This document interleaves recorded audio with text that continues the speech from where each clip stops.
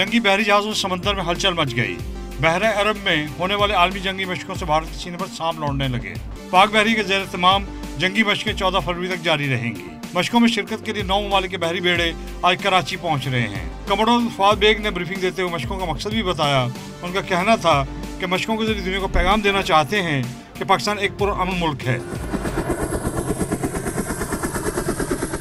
पाक बहरी के कमोडोर फवाद बेग के मुताबिक अमन 2017 जंगी मशकों के दौरान मैरीटाइम कॉन्फ्रेंस भी होगी, जिसमें समंदर में दरपेश मसाइल से मिलकर निपटने के लिए लाहेमल तय किया जाएगा। अमन 2017 नामी बहरी मश्क में 36 ममालिक की पाकिस्तान आमद ने जहां ये साबित कर दिया कि पाकिस्तान एक पुरअमन और जिम्मेदार मुल्क है, वहीं दूसरी जानिब भारत की उस ख्वाहिश को भी नाकाम बना दिया जिसके तहत वो पाकिस्तान को बैनुल-अक़वामी सतह पर तनहा करने में मसरूफ़ है।